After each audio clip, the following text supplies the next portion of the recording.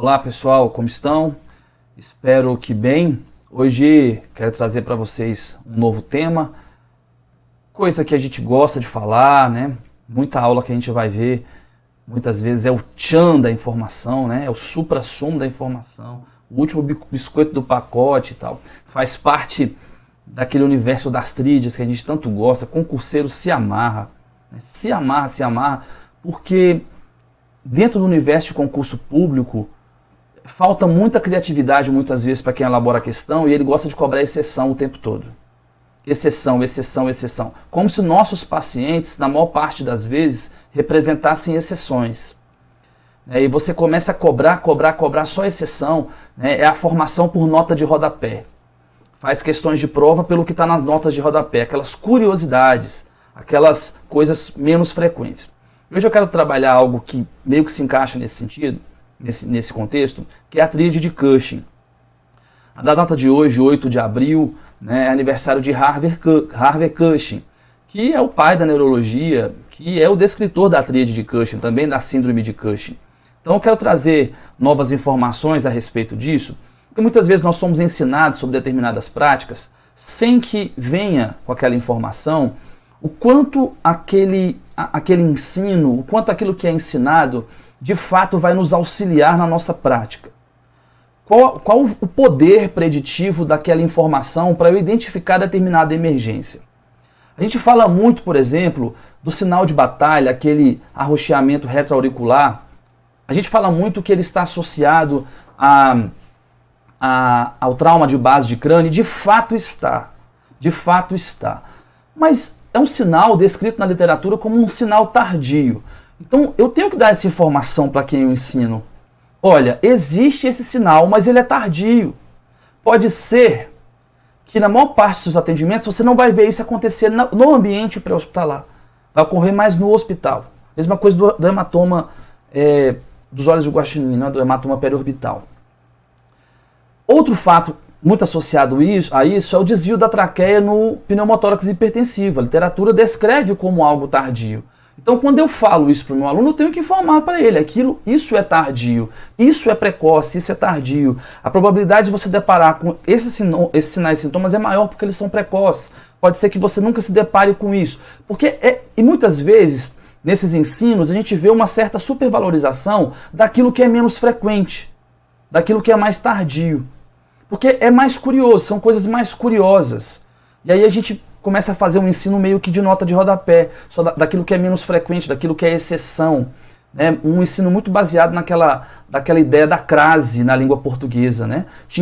Essa é a regra geral e aqui são as exceções. Os nossos pacientes, no geral, frequentemente eles não apresentam exceções, eles apresentam coisas mais corriqueiras, coisas que se repetem. Nós precisamos estar mais preparados para aquilo que é mais frequente.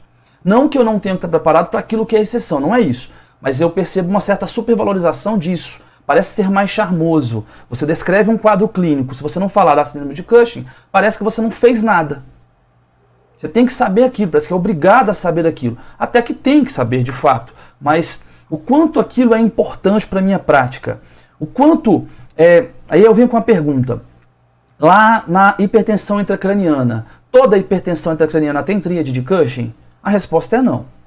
Vamos melhorar essa pergunta. A maior parte das hipertensões intracranianas são acompanhadas de tríade de Cushing? A resposta também é não. Vamos melhorar mais ainda. O número razoável de hipertensão intracraniana é acompanhada da tríade de Cushing? A resposta também é não. Então quer dizer que eu devo parar de ensinar isso? De forma alguma. Claro que não. É claro que não. Mas à medida que eu ensino, também eu tenho que informar, jogar luz sobre aquilo, ser verdadeiro o suficiente para que quem é o aprendiz saiba de fato o quão útil aquilo pode ser para ele. O quanto aquilo significa para a formação de um diagnóstico, ou uma suspeita, uma impressão clínica. Eu dou a informação, mas eu jogo luz sobre aquela informação. Porque senão a gente começa a achar que tudo aquilo é frequente. E é justamente nessa tríade de Cushing, hoje, que eu quero trazer essas informações para que a gente possa aclarar algumas coisas. Então nós temos esse estudo aqui publicado agora em janeiro de 2021, que faz justamente essa pesquisa, essa investigação. Né? O quão preditivo são determinados sinais e sintomas na assistência pré-hospitalar para a gente suspeitar ou não de hipertensão intracraniana. Ele trabalha com alguns parâmetros. O primeiro que você vê aqui na tabela são pupilas dilatadas e fixas, tá bom? Pupilas com a dilatação maior do que 5 milímetros. Então perceba que não é qualquer dilatação. Existe, para esse estudo, tudo bem, pessoal? Para esse estudo se colocou um ponto de corte de 5 milímetros. Frequência cardíaca menor do que 60 batimentos por minuto, também é um ponto de corte colocado nesse estudo. Então nós temos aqui a bradicardia, parâmetro da tríade de Cushing. A pressão arterial sistólica, maior do que 160 milímetros de mercúrio. Aqui também um ponto de corte colocado pelo estudo. Aqui uma associação entre parâmetros, uma bradicardia associada à hipertensão, tudo bem? É a penúltima linha. E depois uma outra associação entre os três. Nós temos uma pupila dilatada e fixa, pupila maior do que 5 milímetros, né, com a frequência cardíaca menor do que 60 e a pressão arterial sistólica maior do que 160 milímetros de mercúrio. Nesse estudo especificamente, ele desconsiderou a irregularidade respiratória, que é um outro parâmetro da tríade de Cushing, porque é um estudo retrospectivo, então fica complicado no estudo retrospectivo você identificar irregularidade respiratória. Tudo bem? Então, nesse caso especificamente, a tríade de Cushing nesse estudo, trabalhou somente com dois parâmetros, a bradicardia e a hipertensão, com pontos de corte arbitrados. Bradicardia considerada aquela menor do que 60 batimentos por minuto, e a hipertensão arterial sistólica aquela acima de 160 milímetros de mercúrio. Foram valores arbitrados aqui. Então não tem a irregularidade respiratória, o que é um viés importante para se determinar a sensibilidade e a especificidade aqui.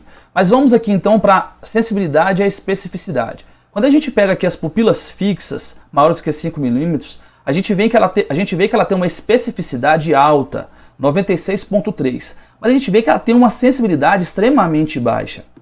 O que significa essa sensibilidade extremamente baixa? Que se eu pegasse 100 pacientes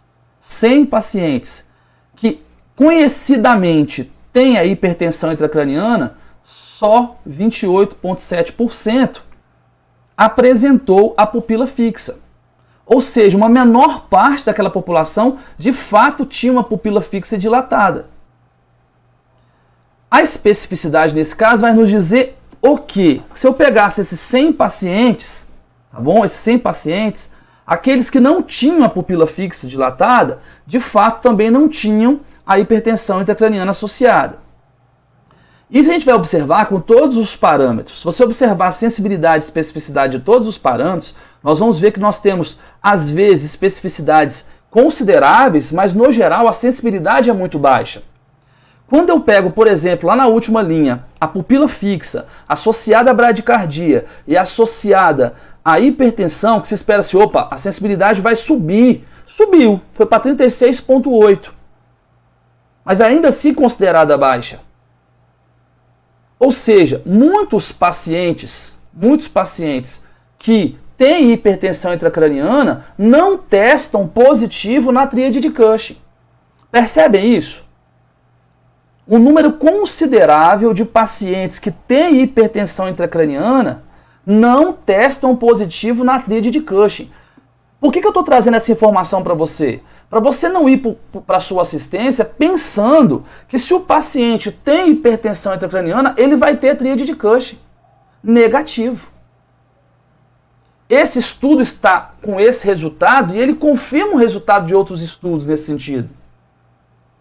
A maior parte dos pacientes que têm hipertensão intracraniana não apresentam tríade de Cushing.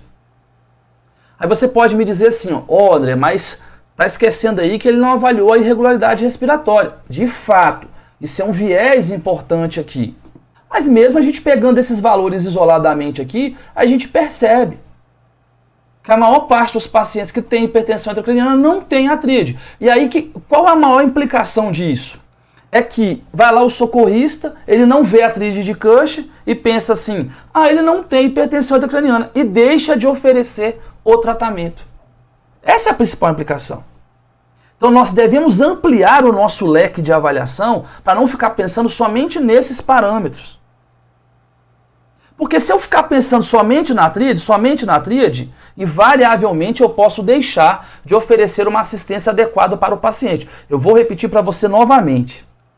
tá? O que esse estudo está mostrando é que a maior parte dos pacientes com hipertensão intracraniana não apresentam a tríade de Cushing, o reflexo de Cushing. E aí a gente vê aulas, vê ensinos por aí que praticamente só se fala disso. Se tiver a hipertensão intracraniana, vai ter lá a tríade. Muito cuidado com isso. A gente tem que ter muito cuidado com isso. Porque senão a gente pode induzir quem está aprendendo a pensar dessa maneira, e aí ele não vê a tríade, acha que não tem a hipertensão intracraniana e deixa de oferecer a assistência. Eu gostaria de reforçar um pensamento. Eu não estou dizendo que a gente não deve ensinar. Longe disso, não tem nada a ver com isso. O que eu estou aqui falando é que nós devemos passar a informação completa. Olha, em determinadas situações, o paciente pode apresentar um conjunto de sinais e sintomas associados com bradicardia, com hipertensão, com irregularidade respiratória.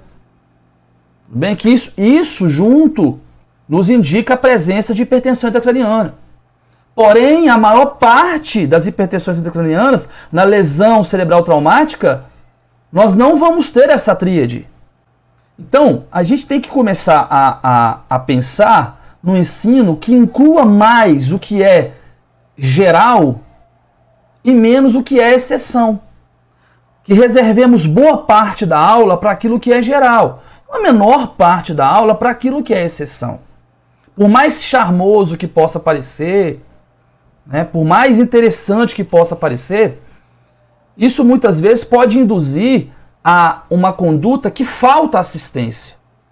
Então, para encerrar, a gente não pode considerar uma tríade de Cushing, por exemplo, como padrão ouro para a suspeita de hipertensão intracraniana. A gente vê que a gente tem deficiências nessa detecção, porque o que nós vimos aqui, que boa parte ou a maior parte da ocorrência de hipertensão intracraniana na lesão cerebral traumática, nós não vamos ter a presença de bradicardia, de hipertensão e irregularidade respiratória associada. Voltando a dizer que, nesse caso especificamente desse artigo, não se trabalhou a irregularidade respiratória. Tudo bem? Se trabalhou apenas a hipertensão associada também à bradicardia.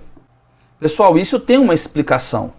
Essa baixa sensibilidade. E é uma explicação muitas vezes fisiológica. Não é o valor total da pressão intracraniana que vai refletir qualquer manifestação clínica na assistência pré-hospitalar. Então, por exemplo, uma pupila dilatada está associada ao aumento, à compressão de estruturas em determinada área encefálica. A alteração da pressão arterial e da bradicardia está associada a determinada área encefálica. Então a gente também não pode pensar que a gente tem hipertensão intracraniana e ela ocupa todas as regiões. Existem compartimentos específicos que, se ali houver compressão, fatalmente determinado sinal clínico vai ser manifestado. Então isso é um ponto importante a ser considerado. Então, mas está elevado, vai manifestar tudo isso? Nem sempre. Depende das regiões afetadas pelaquela hipertensão. Do mesmo jeito que um trauma multissistêmico também pode afetar. Se eu tenho um indivíduo, por exemplo, que está sangrando junto com o TCE e sangra muito, eu tenho que intervir na pressão arterial. E aí o parâmetro pressão arterial para de ser fidedigno, porque eu vou intervir, eu fiz reposição volêmica nesse indivíduo. Então é isso, tá bom? Então temos a tríade, ela é bonitinha, ela é legal de falar, é interessante, cai muito em concurso público, mas a gente não pode ser levado a crer, tudo bem, que ela é um padrão suprassumo para a identificação da hipertensão intracraniana. Até a próxima.